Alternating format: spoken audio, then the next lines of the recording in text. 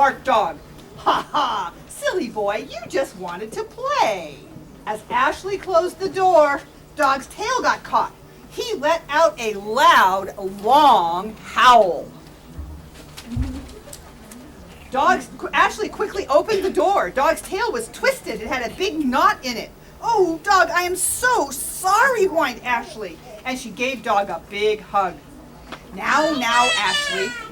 It was an accident. Accidents happen, her dad said. Let's take him to the vet. Oh, okay, said Ashley. If Ashley wasn't such a klutz, Dog would have been okay, snapped Vendetta, Ashley's sister. Good name.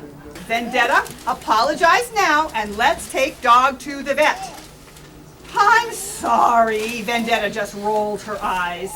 Okay, now she's apologized. Let's go to the vet, Ashley said. The Johnsons took Dog to the vet. Hello, it's an emergency. My dog's tail is broken, said her dad. Okay, sir, we'll have someone ready for you right away. Sit down.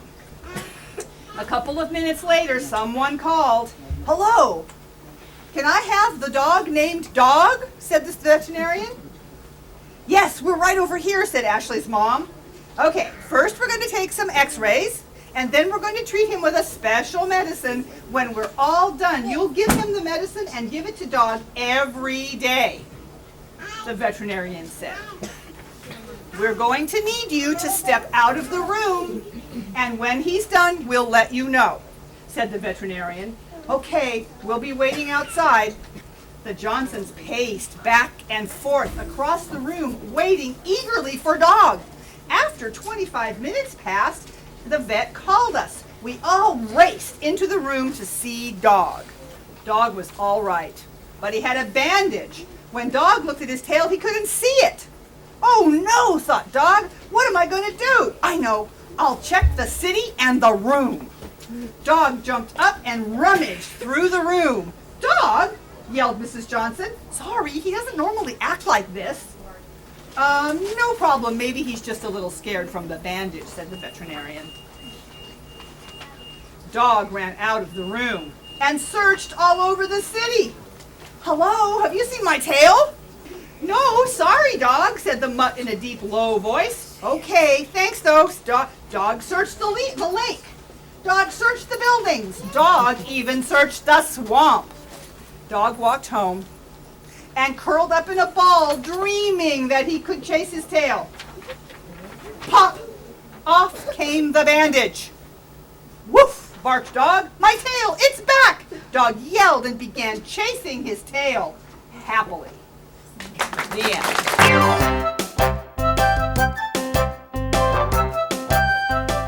The title of her story is Casey and Her Forest Friends. One warm tropical morning, a certain chameleon named Casey got woken up by a buzz, buzz, buzz sound. And the tree started shaking. What was that, she wondered. As Casey climbed down, her friend Ruth the parrot came to see her. Ruth said the explorers are cutting down our trees, and Charlie the koala lost his home already. Oh no, said Casey. We've got to help. Let's come up with an idea. Before Casey and Ruth started brainstorming, Casey had to get something to eat. Casey spotted a fly, so she changed her color. She crept slowly up the tree and caught the fly with her 6-inch tongue. Mmm, tasty, she said. Now let's get to work. As they thought and thought, they saw their pal, Bagheera the panther, walking on the jungle floor. Hey, Bagheera, how's it going? Have you seen Charlie? I'm okay, and I have not seen him, replied Bagheera. I was looking for him. Want to come? Oh, yes, we would, replied Ruth and Casey. So they started the journey through Fiji's forest to Charlie's home. When they got to Charlie's home, all they saw was a little stump. Oh, no! We are too late, said Ruth. Shh! Do you hear that? Whispered Casey. Behind a tree, they heard, wow! As they peered around the corner. They saw Charlie and his kids. Casey, the explorers are cutting down our homes, they said. that they were going to cut down the forest to make big buildings. I got it. Let's trick the explorers, exclaimed Casey. How? Replied Ruth, Bagheera, and Charlie. I can go on Ruth's back to camouflage her, and she will mimic our old king, Shabula. Brilliant, Casey replied to them. Next day, early in the morning, Ruth and Casey snuck into their tents. They said, "You are on King Shabula's land. If you do not leave, you will be very sick and you may die." To their luck, they believed it and left. So the rest of the jungle lived happily ever after.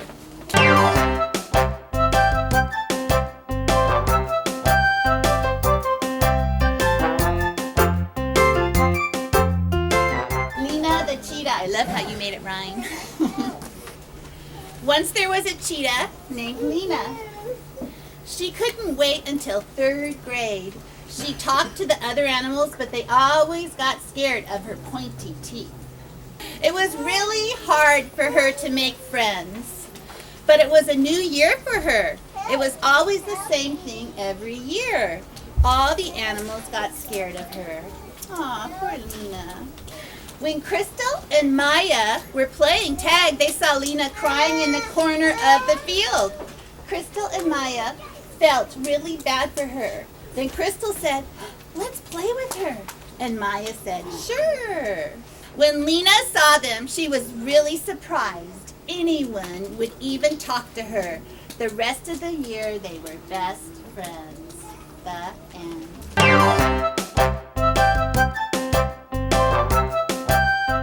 Brady's story today is our first nonfiction story. He's going to tell us how to do something.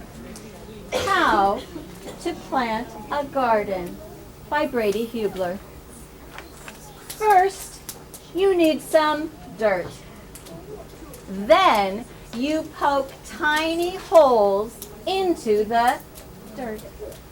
Next, you put seeds into the tiny holes in the dirt. And last, you water the garden. The end.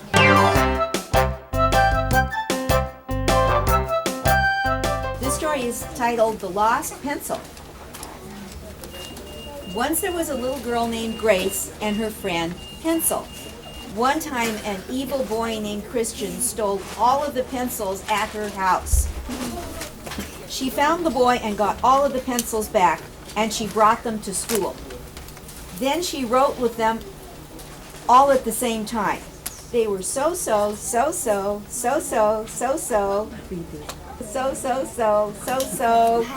happy.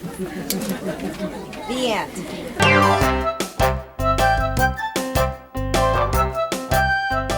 This is called the Magic Ballet Shoes. Once upon a time, there was a little girl who wanted to be a dancer. So the little girl got some ballet shoes. The shoes were bright pink with glitter. But on the bottom said the little girl's name, Rosa. One day, when Rosa got home, she put on her dancing shoes and she saw them glow. She wondered what it was. When she started dancing, she was the best. Her mother saw her and put Rosa in a talent show for her school. Days went by of hours of rehearsal, but for Rosa, she put her shoes on and she was perfect. One day, Rosa's cousin Crystal invited Rosa to a sleepover. As soon as Rosa left, she grabbed her magical shoes. When she got to the sleepover, she danced all night. The next day was the talent show. Rosa's Aunt Marissa got her ready. When Rosa's dad picked her up, she forgot her shoes. When it was Rosa's last rehearsal, she noticed she forgot her shoes. When they said her name next, Rosa Rodriguez, she was very nervous. Rosa got to her place and started dancing. When Rosa started, her cousin Crystal came into the hall with her shoes. But the shoes weren't magic. It was her all along. She finished and her family was so proud. Ty learns to fly. In the deep jungle of the Amazon rainforest, there was a mother bird who had laid about 12 eggs. Day after day, the mother bird kept on waiting, and soon there came a crack on each egg. Out came 12 chicks. Chirp, chirp, called out the birds. The mother bird was delighted to have all these gifts of wonder. But the big question soon came to her. What should I name them? She lined them up and thought of a name for each one of them. There was Amanda, Cheyenne, Denise, Samantha, Daisy, Sandy, Cody, Timmy, Ozzie, Ian, Mark, and Ty. 5 years had passed, and all but one bird had a very enjoyable childhood. Everyone but Ty. Ty was the youngest. He was the last to learn how to walk, how to speak, or how to get food. And when it came to learn how to fly, his new objective was to fly before his siblings. A week before learning how to fly, Ty had decided to learn by himself. He had found a secret location, another tree close to his family's, and decided to make this his. Ty found a cushion to break his fall in case he fell down. Day after day, he jumped down from the tree, flapping his wings to try and fly. But he just couldn't do it. He was so frustrated with himself. 6 days had now passed, and the flying lesson would take place tomorrow, and Ty still couldn't fly. When night came, he was sobbing loudly in his room. Then there came a knocking on his door. His dad was coming through the door. "Son, what's the matter?" said his dad. "I have been trying to fly before my brothers and sisters, but I just can't," said Ty. "Oh, that happened to me when I was young, too. But my dad didn't give up on me. He told me to never give up. I hope this helped you." "It surely helped me," said his father. He said goodbye and left the room. Ty felt an urge to try just one more time. He left his room and tiptoed out of the tree, but his mother was there. "I heard what you and your dad were talking about, and I wanted to let you know that I can teach you now if you want," said his mom. "Yes, yes, yes, and yes. I would like that," said Ty. They went outside, and Ty finally learned how to fly.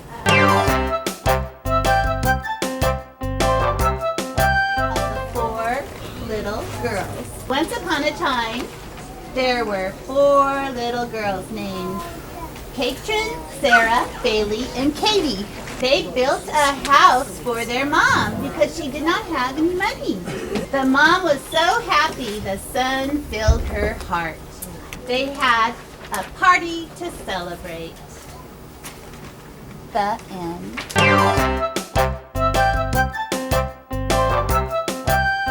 A boy named Ezio. Once upon a time, there was a little boy named Ezio. He lived in America. He had blue eyes, he had a blue shirt, and he had black pants. He liked puppies. One day, Ezio went fishing. And then the boat tipped over, and he fell into the water. The water took him to China. He asked someone, "Where am I?" But they didn't speak English. Ezio was sad because he couldn't get home. He tried and tried to find someone that spoke English. He finally found a guy with a boat that could help him. He felt happy. But on the way home, the boat shut down. But a helicopter came and picked them up. The end.